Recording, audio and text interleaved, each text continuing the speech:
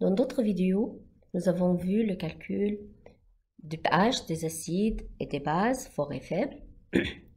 Dans cette vidéo, nous allons aborder le calcul de pH, maintenant des mélanges d'acides et polyacides, ainsi que des mélanges des bases et polybases. Tout d'abord, considérons le mélange des acides forts. Si je mélange deux acides forts, je prends un volume V1 du premier acide fort ayant la concentration C1 et volume V2 d'un deuxième acide fort de concentration C2. Une fois que je mélange les deux dans le même bécher, je dois considérer le volume total de ma solution et recalculer la concentration des deux acides forts dans le milieu réactionnel. Maintenant, nous avons donc dans notre bécher deux acides forts, au mélange de deux acides forts. Comment peut-on calculer le pH de cette solution? Donc, le premier acide fort, une fois mis dans l'eau en solution, il va se dissocier complètement en A-, qui est une espèce indifférente et H3O+. Donc, tout ce que j'avais en HA1 s'est transformé en A- et H3O+. Parallèlement, le deuxième acide, il va se dissocier complètement en A2-, espèce indifférente, et également H3O+. Donc maintenant, nous avons dans la solution deux sources pour H3O+. Donc la concentration de H3O+ totale, c'est celle provenante de la dissociation complète du premier acide fort et plus celle provenante du deuxième acide fort. Donc, cette concentration de H3O+, est notée C', elle est égale à C'1 H3O+, provenant du premier acide fort et C'2 H3O+, provenant du deuxième acide fort. Comme nous avons maintenant la concentration de H3O+, dans le milieu, nous devrons calculer le pH. Nous devrons vérifier les conditions de validité d'un acide fort. Ça veut dire que la concentration de H3O+, ou plutôt C', doit être plus grande que 10-6,5 ou autrement PC' inférieur ou égal à 6,5. Donc maintenant, si cette condition est valide, on peut appliquer la formule de pH est égale à moins log H3O+ total. Donc c'est moins log C'1 plus C'2. Donc, si nous avons mélange des acides forts, plusieurs acides forts, plus que 2, 3, 4, etc. Donc, on doit considérer la concentration de H3O+ provenant de tous ces acides forts. Et par la suite, pH, ça sera égal à moins log H3O+ total, qui est égal à moins log somme des concentrations de tous les acides forts présents dans le milieu. Par exemple, si j'ai 3 acides forts, la concentration de H3O+, ça sera C'1, C'2 plus C'3. Si on considère le mélange maintenant des bases fortes, les bases fortes, c'est pareil, elles vont se dissocier dans l'eau, libérant HO-. Donc, la concentration de HO- totale, ça sera celle provenante de la base forte, de la première base forte et la deuxième base forte formant le mélange. Ayant les concentrations de HO-, bien sûr, ces concentrations, ce sont les concentrations calculées après avoir ajouté les deux. Ça veut dire comme s'il y a une dilution pour chacun de ces bases fortes, pour chacune de ces bases fortes. Ayant HO-, nous pourrons appliquer la formule de pH égale 14 plus log la concentration de HO- totale, qui est la concentration de C'1 plus C'2. Bien sûr, tout en respectant les conditions de validité. Si nous avons mélange de plusieurs bases fortes, c'est comme dans le cas de plusieurs acides forts. Le pH, c'est 14 plus log HO- total. Et HO- total, ça sera la somme des concentrations de toutes les bases fortes présentes dans le mélange. Donc, après avoir parlé des mélanges des acides forts et des bases fortes, considérons maintenant le mélange qui est formé de deux acides, mais un acide est fort et l'autre acide est faible. Donc, l'acide fort dans l'eau, dans la solution, il va libérer sa base indifférente et H3O+. Pourtant, l'acide faible dans la solution, il va avoir une dissociation partielle, libérant sa base conjuguée et également H3O+. Donc, nous avons pour chaque réaction, nous avons une nouvelle concentration de H3O+. Provenante de l'acide fort, tout ce qu'on avait HA1, c'est devenu H3O+. Pourtant, pour l'acide faible, la concentration de H3O+, c'est la quantité libérée par dissociation partielle de cet acide faible. Donc, la concentration totale de H3O+ dans le milieu réactionnel, ça sera la concentration provenante de l'acide fort, plus la concentration de H3O+ provenant de l'acide faible. Donc, en mettant chacun par sa valeur, la concentration H3O+ totale C', ça sera égal à C'1 plus X.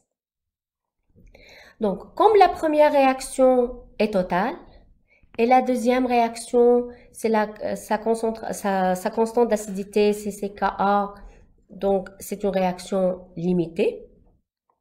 Si la concentration de l'acide faible est supérieure à 10 à la puissance 2 Ka, ça veut dire que notre acide faible a toujours son caractère faible. On peut à ce moment-là négliger la quantité de H3O+ provenante de la dissociation de l'acide faible. Ainsi, H3O+ total, ça sera égal à la concentration de H3O+ provenante de l'acide fort. Donc, on dit que c'est l'acide fort qui fixe le pH.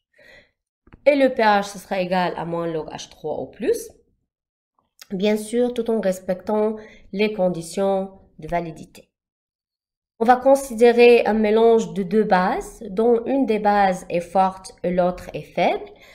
Donc, également, la base forte va se dissocier complètement en donnant la quantité totale de H-, et la base faible va nous donner une quantité X de H- par dissociation partielle de la base faible.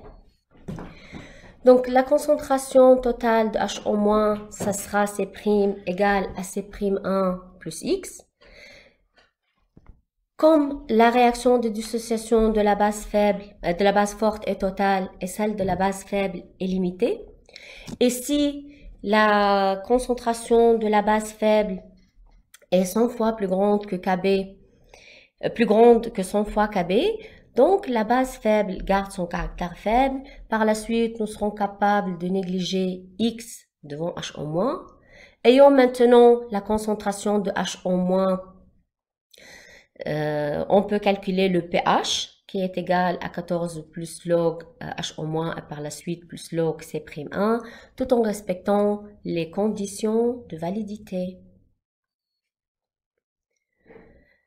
Si on considère maintenant le mélange de deux acides, mais dans ce cas-là, je veux considérer deux acides qui sont à la fois ou ayant à la fois le caractère faible.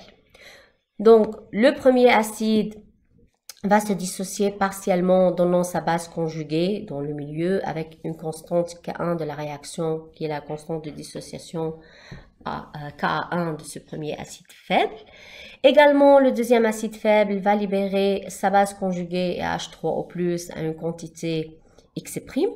Donc maintenant, la quantité, ou pour calculer le pH, on doit voir la quantité totale de H3O+.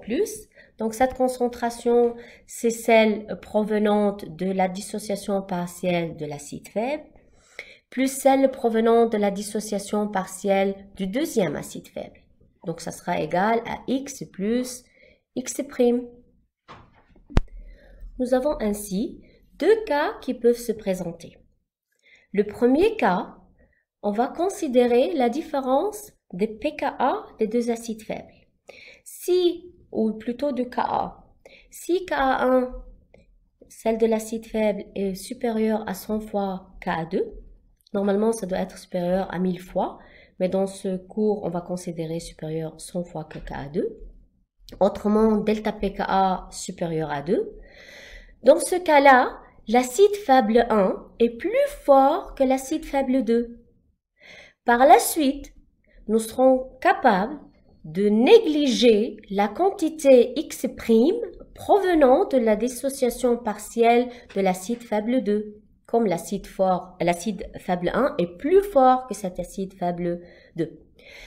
D'où on va chercher la quantité de X ou la quantité de H3O+, c'est à partir de Ka, sachant que H3O+, égale à A- et les deux égale à X. Par la suite, la concentration de H3O+, ça sera égal à racine de C1', qui est la concentration de HA1 dans le milieu réactionnel, multiplié par Ka1. Dans ce cas-là, il suffit de faire les validités ou suivre les conditions de validité d'un acide faible pour calculer le pH. Le deuxième cas qu'on peut considérer, c'est lorsque la constante d'acidité du premier acide faible est inférieure à celle de Ka2 par facteur 100.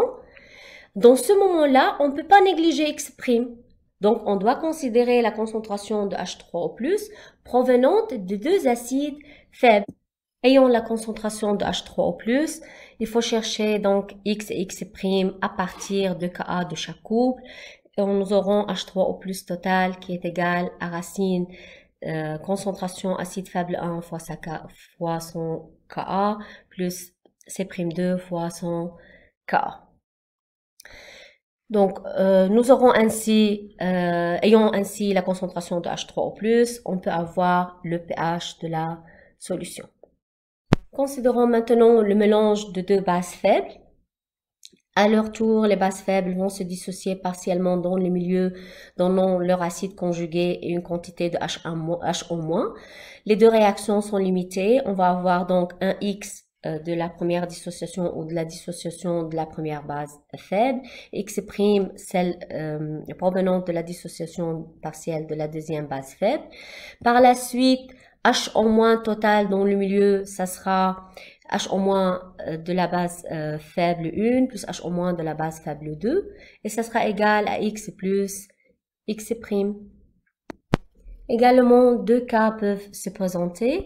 Si KB1 est supérieur à 100 fois KB2, ou autrement delta PKB supérieur à 2, donc la base faible 1 serait plus forte que la base faible 2, donc c'est elle qui va fixer le pH du milieu. Donc on peut négliger alors X', la quantité de H- provenant de la dissociation partielle de la base faible 2.